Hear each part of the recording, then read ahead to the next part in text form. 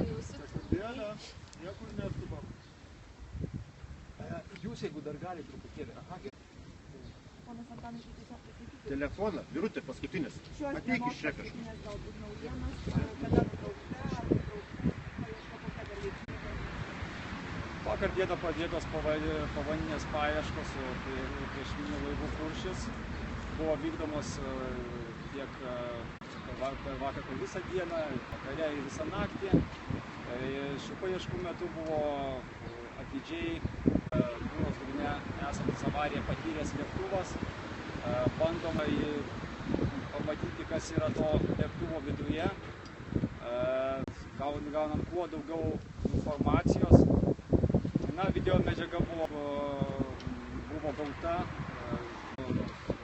avariją patyrusio lėktuvo piloto artimaisiais ir peržiūros metu buvo pastebėtas galimai vieno iš pilotų kūno siluetas. Kurio lėktuvo dalis? Nesu aeronautikos specialistas, negaliu įvardinti, kaip ta dalis vadinasi. Tiesiog buvo matyti iš išorės tas siluetas ir turbūt tiek tos informacijos. Ar artimieji vis tiek jie gal pažino, kieno tai yra, kuris pilotas? Negaliu pasakyti tos informacijos, tiesiog informacijos turėtų pakakti tiek, kad tai vieno iš piloto galimai siluetas. Kur atraustas botynas? Plaustas, ar yra? Aš taip pažiūrėjau šį įrašą ir savo akimis plausto, gelbėjimusi plausto nemačiau. Kas dabar bus daroma? Na, atsižvelgiant į gautą video medžiagą ir informaciją pastebėtą joje, planuojama, kad nutrauksim. Kada? Tiksliai laiko pasakyti negaliu, tačiau toks yra planas. Virš dieną jau bus nutraukta paieška? Aš manau, kad taip. Virš vandeninė, o po vandeniu? Dėl povandeninės paieškos kol kas prognozuoti negaliu. Tiesiog dar kartą bus analizuojama medžiaga, ar reikia dar papildomos informacijos. Ir jeigu to prireiks, vėl bus vykdomi nardymai su povandeniniais robotais. Aš minėjau, laivo Kuršis robotų, taip pat Klaipėdos universiteto robotų. Ir bandoma tą informaciją gauti. Kodėl robotų buvo aptikta? Tiesiog buvo peržiūrėta visa abiejų robotų fiksuota video medžiaga ir negalėčiau įvardinti. Tiesiog ir vieno, ir kito roboto fiksuota medžiaga yra svarbi. Buvo apžiūrėtas iš įvairių pusių lėktuvas ir tiesiog dabar įvardinti, kurio roboto tai užfiksuoja, negalėčiau. Čia fiuzeliažė rasta, tai yra gale lėktuvo? Tikrai ne lėktuvo gale, kadangi lėktuvo gale neišeina nieko matyti. Bet tiksliai vietos, kur rasta, negalėčiau vardinti, kadangi, kaip minėjau, nesu aeronautikos specialistas ir nesu tų lėktuvų specialistas. Kodėl negalima? Kol kas video informacija yra nauja, jinai turi dar būti kelis kartus peržiūrima, analizuojama, įvairių žmonių, specialistų ir kad bus pripažinta nejautri, bus gautas artimųjų sutikimas, tada galimai jinai galėtų būti perduota žiniasklaidai. Matomas vienas siluetas piloto, antro nėra matyti? Norėčiau komentuoti šito klausimo, kadangi, kaip minėjau, buvo užfiksuotas vieno ir tai yra kažkokia tikimybė, kad galimai užfiksuotas vieno. Negaliu pasakyti, kas tai patvirtina šiuo metu, kadangi tyrimą atlieka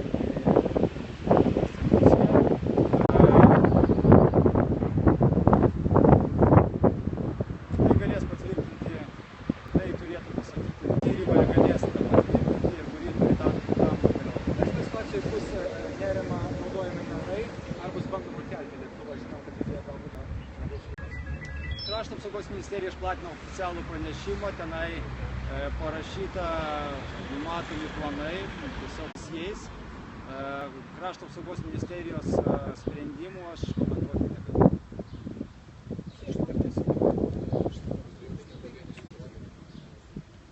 Negaliu patvirtinti tos informacijos, tiesiog vyko ir vyksta ir vyks ir kas susijęs su šita paieškos operacija bus pranešta. Ar šiandien buvo aptikta Darbai, kaip minėjau, vyko tiek vakar dieną, tiek vakare, tiek per naktį. Šitų povandeninių darbų metu visa gauta video medžiaga buvo pristatyta į karinį jūrų štabą ir toliau bus analizuojama.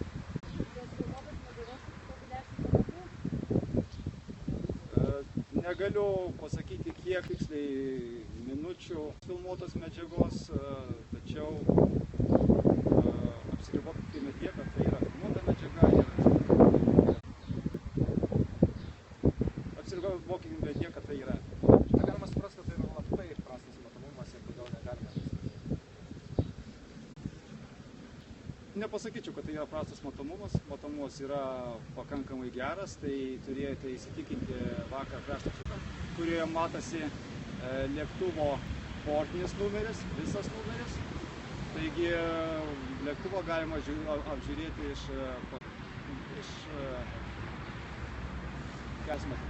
Jeigu buvo pastebėtas siluetas, nesuprasti, kad robotas susigalėjo? Ne, povandeninių robotų galimybės, kurios naudojame mes šios apžiūros metu, tiek priešminio laivo Kuršis robotas, tiek Klaipėdos universiteto robotas apžiūrėjo avariją patyrusį jūros dalykas. Ačiū. Ar jokia įranga nenukentėjo per apžiūrą? Ir nebuvo incidentų? Pradėtas tyrimas, dėl ko pradėtas tyrimas, kokia konkrečios? Dingus mums jau pirmadienį, 18 dieną buvo pradėtas tyrimas dėl dingusių asmenų be žinios. Buvo atliekami visi veiksmai, buvo paskelbta tarptautinė paieška, buvo paskelbta informacija kaimynėms šalim ir sisteminio ir kad šiandieną mes esame karinių pajėgų štabe ir nuo 11 valandos mes žiūrėjom visą video medžiagą. Video medžiagos yra daug, jos viena yra nekokybiškos. Džiugu, kad su specialistais ir technika prieš tai filmavo šio laivo specialistai, jie ką galėjo tą padarė. Tačiau informacija nėra išsami iš nuskendusio lėktuvo, kadangi nei vienas rūpdas negali atidaryti, vėl tik tai per langus prožektorių dėka kai ką galima matyti. Prieš tai kalbėjęs atstovas iš krašto ministerijos, jis pakankamai detaliai paaiškino, kad nebuvo galima patekti į lėktuvo antrąją dalį, tai yra, kur yra lėktuvo dėka. Ir kas ten yra, ten nieks negali pamatyti. O dabar iš tikrųjų mes lėktuve galimai yra vieno piloto siluetas giminės, tai patvirtino pagal atskirų drabužių elementus, tačiau tik tai, kada palaidus bus skiriama ekspertizė, tada mes galėsime kategoriškai atsakyti kieno tai ir būtent kokia tai situacija. Ir mirties priežastį, ir aš tai kitą aplinkybę. Nu tai kurio giminės matyti, kurio nereikia? Zelmistraičio? Ne. Ne. Mačiulio? Tas galimai mes ką kalbame, mes negalim teikti kategoriškų išvadų, kadangi yra 121 metrų gylyje lėktuvas ir siluetas yra tarp labai nepatogioj vietoje, tarp sėdynių, kur yra neįžiūrima, yra tik tai vienas rūbo elementas, kurį galėtų teikti. Teigia.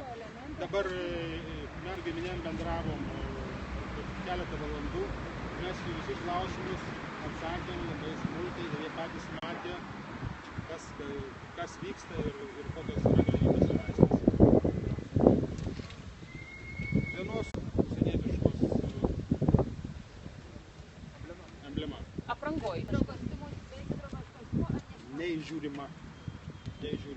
Drabužio elementas. Tiksliau apalo elementas. Apavo. Bet tai jūs bent, tai kaip pasakykit, kurio, bent preliminariai. Gerbiamieji, mes negalim prielaidom klaidyti jūs ir tarp giminėmis pasakyti netiesą. Kiek jūs sakot, negalit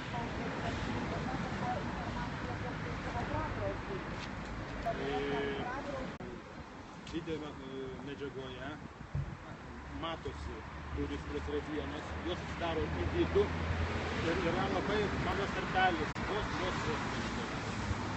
tarpelis, bet kokios atidaros negalime tenai, negalime patekti. Tai tam reikėtų kuo greičiau iškelti kūnus arba lėktuvą. Tai kada planuojama tai skrydį? Gal jūs žinote, gal Vyksta dabar susirašinėjimai aukščiausių lygių. Žinau, kreipiasi į Švediją, į vyriausybę ir atinkamas tarnybas, į Suomijos ir dabar sprendžiama. Vienas etapas dar kartą pabandyti patekti į vidų lėktuvo, kad pažiūrėti visą vidų. Antras etapas kelt lėktuvą. Priklausomai kiek tai kainuos ir kas sutinka, jau yra atlikti būtent tikslinės duomenys, gylius ir manau, kad tai vyriausybė, mūsų tarnybos pasielgs tinkamai ir kuo greičiausiai būdu. Generalinė prokuratūra pavedė jums atlikti tyrimą dėl to, ar paieška buvo tinkamai vyko, netinkamai vyko. Gavau tik telefonu šiandieną, kadangi aš nuo pat ryto esu čia, kai grįžęs į darbą darbovietę, aš dar ką ištirsiu ir mes visus klausimus išspręsime viename įkyrėme. Ar jūs jau matote kažkieno klaidų? Dabar mums kuo greičiau iškelt palaikus, nustatyti ties priežastį ir tada bus atsakyti kitus klausimus. Jūs sakėte ant sėdynės, ar ne? Tarp sėdynių. Tai gale lėktuvo, vidury lėktuvo, va kurioj bus maždaug? Sėdynės yra Priekyje. priekyje. Tai priekyje tarp sėdynių. Ar gerai suprato? Taip.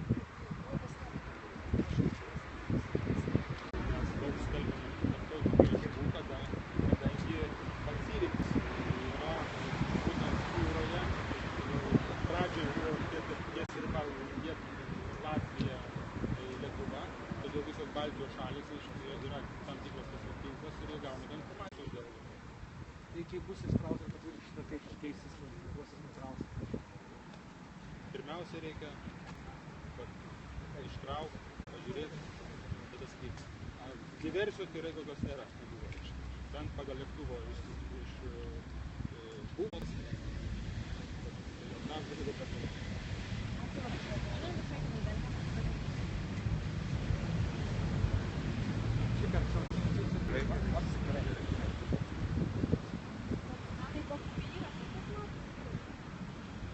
Įrašė sulankstytas sraigtas, trūksta kažkokių dalių priekyje, matosi tam tikri elementai viduj. Mano kolegos minėjo, matosi siluetas. Teikti tikrai negaliu. Pirma, turiu prašymą abiejų šeimų nekomentuoti šito. Jie prašė, kad šitą padarys jie patys. Jie patys padarys. Antra, supratom, pradėtas tyrimas ir turiu antrą kabų ir... Informacija paskleista, jūs valdote tyrimą, ne jūs vadovaujate? Ne, aš tyrimui nevadovauju. Du skirtingus dalykus. Aš vadovauju paieškos ir gelbėjimo operacijai ant vandens. Tai yra labai didelis skirtumas. Tas, kas vandens apsaugos atsitiko bėda, tam yra skirti gelbėjimo centrai, kad suteikti pagalbą.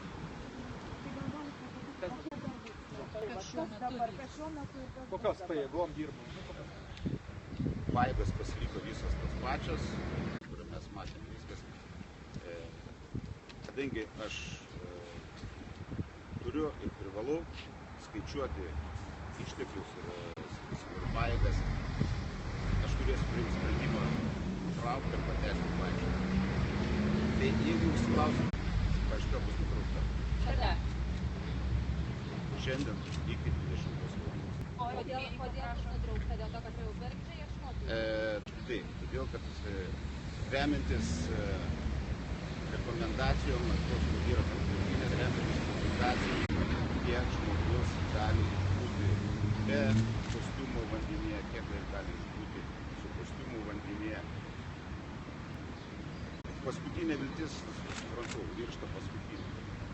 Bet yra skaičiavimai ir aš neatsimenu Lietuvos resursų visą laiką. Aš turiu priimti šitą sprendimą ir skaičiavimai rodo, kad pirmą kartą, kada buvo sustabdyta paieška ir gelbėjimas, kad išgyvenusių nebėra. Viršijo 3 kartus. Laikas paskaičiuotas viršijo 3 kartus. Taip. O artimieji todėl prašys pratęsti, nes jie turbūt, kaip pasakėt, kad Ne, pabėgot iš šiandien visų. Ne, aš priėmiau šitas, aš gavau nurodymą atnaujinti paiešką, aš ją. Dabar paaiškis, atšauktų šitą, kas grįžti į krantą, kas visi įpėdyti. Negaliu šitą pasakyti. Orlaiviai grįž į krantą į savo įprastinį budėjimą, kadangi laivai, kurie dar turi užduotis jūroje, jie tas užduotis, tai laivai, kurie nebus nereikalingi, jie grįž į savo irgi vietą ir bus pasiruošę veikti pagal nustatytą pareigą. Aš šitokios statistikos nevedu, bet jeigu bus gautas prokuratūros nurodymas suskaičiuoti, tas bus suskaičiuoti. Tai Kuršis irgi grįžta į bazę? Ne, Kuršis ir negrįžta į bazę. Kuršis dar turi uždavinį. Bet ne toj vietoje. Negaliu komentuoti, tai yra pajėgų vado prerogatyva. Aš esu gelbėjimo centro viršininkas. Jis išeina iš mano pavaldumo. Zonos įspūdė. Ne, jisai negaliu pakomentuoti, išeina iš mano pavaldumo.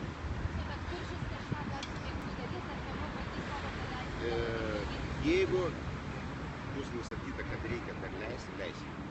Nes ministras pažadėjo visokeriopą pagalbą reiškia. Tarkim, atplauks su tais visais robotais ir pradės ten kažkokį pavadinį, tai bus sustabdyti. Greičiausiai taip. O kada laukiama Negaliu pakomentuoti, nes atsakymo dar tiesiog negaliu.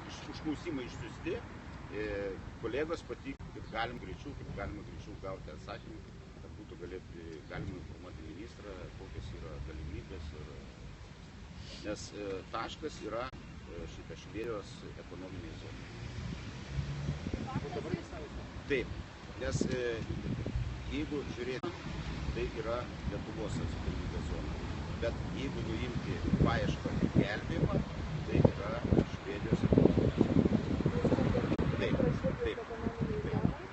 Taip. Ne Latvijos? Ne Latvijos. Taip, Švedijos. Ar galit pasakyti jau kokios tos? Kaip mintinai iš karto pasakyti. Nuo kur? Nuo Klaipėdos? Nuo Klaipėdos yra apie 70 km. Bet tai yra Švedijos ekonominė zona. O ką darė Latvijos hidrografinis laivas? Latvijos hidrografinis laivas suderino 2 dalykus. Jie padarė ir savo darbą ir jie padėjo mums tą, ką prašymas juos pagelbėti. Ką jie padarė? Jie robotą paleido? Ne, jie neleido robotą šitą. Tegul būna šitą. Jie atliko pagalbą kaip draugiška šalis, to, ko mes prašome.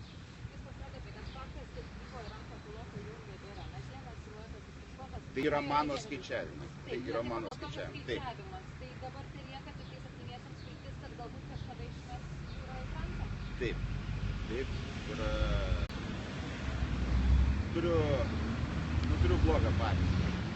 Praeitais metais, kada dingo 2 žvejai. Praėjo metai. Man atrodo, jau 2 metai. Įmonės nebelaukia. Linkuva dingo. Įmonės pakarūšos. Tikrai taip. Negalima teikti. Negaliu pasakyti, kada priplauks šitą. nespekuliuokime šito klausimu, kad aš ir taip ganėtinai jau prikaltas prie kyšių. O nebūtų paprašiau tiesiog medžiagą parodyti visuomeniai, kad ne artimieji irituotų? Supraskite, aš esu ir mes turim nustatytą tvarką. Aš negaliu teikti medžiagos tol, kol neužbaigta operacija, kadangi tyrimą perėmė prokuratūra, aš labai prašyčiau. Tik prokurorui leidus, aš teiksiu medžiagą. Kaip pamatysiu rašytinį prokuroro pareigą. Dar galit labai trumpai susakyti, Gintarė Bukerą palaikyti. Reiškia, kada sraigtasparniai atšaukti ir kada laivai?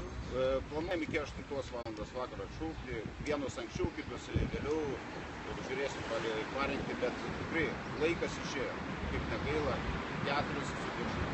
Tai yra labai didelis laikas. Ne vasara, ne Viduržemio jūra. 10 sekundžių.